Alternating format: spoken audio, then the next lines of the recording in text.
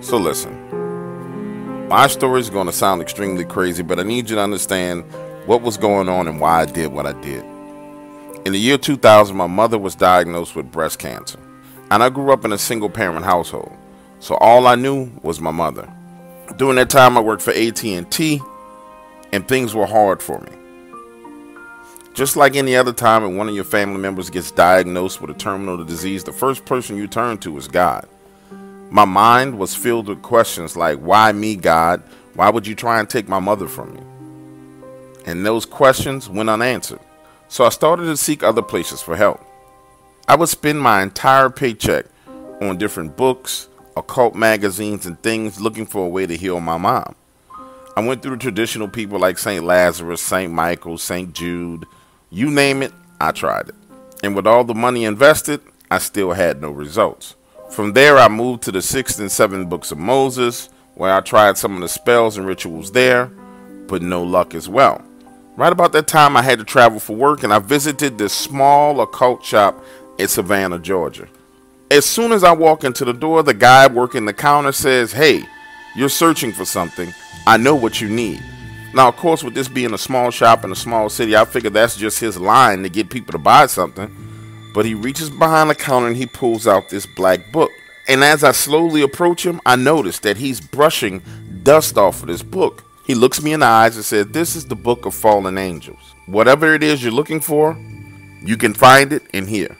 And then he hands it over to me. I stand there for a few minutes flipping back and forth looking through the pages, and it's full of these rituals. I mean, crazy rituals. Some of it's in English, some of it's in Latin. And that was the first time I saw the ritual to summon the fallen angel, Azazel. And I knew from the moment that my hand touched that page that this was what I needed to do. The guy looks at me and says, "Well, this book is kind of priceless, but for you, I'll let it go for $3,500. Yeah, you heard me right, $3,500. But keep in mind, at that point in time, I wanted to heal my mother, and there was no price that I wasn't willing to pay to accomplish my goal. So that day I charged $3,500 to my American Express card. He took the book, put it inside of a box, and handed it over to me. Looking back on it, in that moment I should have caught on to this, but I didn't. As I was walking out of the door with the book, you know how you catch a glimpse of someone's face in a glass as you're opening or closing a door? Well, as I'm on my way out of the door, I catch a glimpse of this guy's face, and his eyes are black. I thought nothing of it. I figured it was just a reflection, and I left the store. I get back to my hotel room, put that book in the closet on the shelf, and hide it underneath some pillows. Then I head out to a networking event for the conference. When I get back into my room about 1 or 2 o'clock in the morning, the book is on the bed out of the box. Again, in retrospect, I should have thought that this was strange, but I didn't. I just felt this strong urge to open it and read the pages about Azazel. So I did. I stayed up that whole night reading that book, translating Latin to English, and then translating the words from English to Latin, making sure that I truly understood that ritual. This process went on for another 15 days before I decided to even start the ritual. I wanted to make sure I understood everything about it. And right before I started the ritual, I wanted to pay my mom a visit. I needed to see her. I had to make sure that I was doing the right thing, not only for me, but for her. So I head on over to my mom's house and I pay her a visit. She looked weak and frail. The chemotherapy was taking a toll on her. And when I talked to our in-home nurse, she said that my mom was doing worse. It was at that moment that I decided, come hell or high water, that I was going to summon Azazel and ask him to heal my mother. 2 days later, I went to work and told my boss that I needed 30 days of leave time to take care of my mother. My boss, who was cool as a fan, granted me the leave with no problem. So I headed home and started to prepare. Now I'm going to omit all the gory details of every little thing that I had to do and give you the highlights. The reason why is because I don't think anybody should pursue this unless they are fully committed to doing it. And by fully committed, I mean you need to go through the process of finding a ritual, seeking out the knowledge and information, and commit to doing it. This is not something that you play with. On day one, I drew a circle of protection and lit candles on 5 points of that circle. And the ritual called for me to stay within that circle for 12 hours per day. By the end of day one, my legs had started to go numb and I felt nauseous. But upon completing the first part of the ritual, I had this overwhelming sense of satisfaction.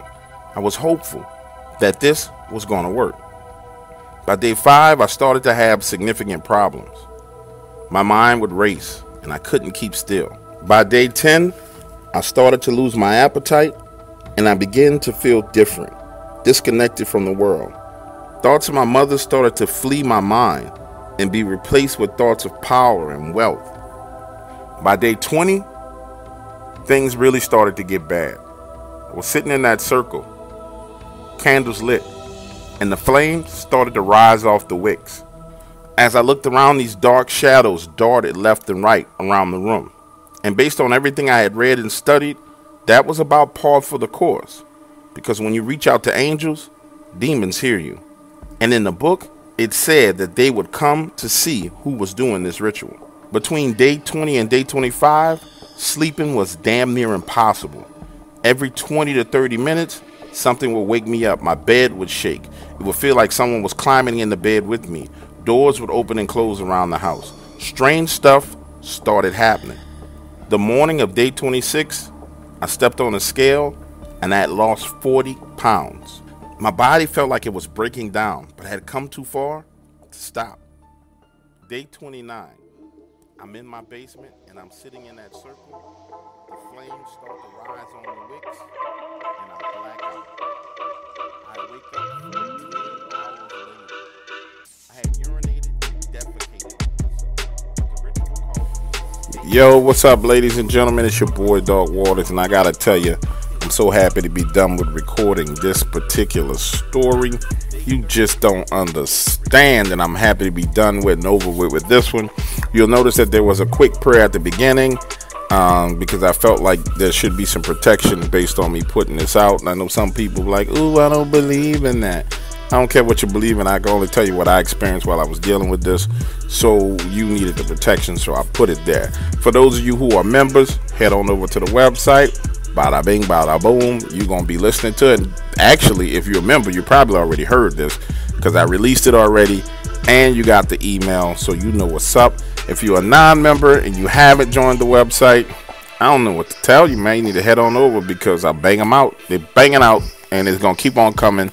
Dope stories, some of the best stuff you will ever hear from the horror narration genre. You're going to find it here at IamDarkWaters.com. So head on over, sign up, become a member, and enjoy it. Also tonight, don't forget Chasing the Truth with Sean Graham, 8:30. Make sure you're in the chat room to holler at Sean. He should be up and running at 8 p.m. Again, this is your boy Dark Waters. I appreciate you guys. Head on over to IamDarkWaters.com and check it out. Later.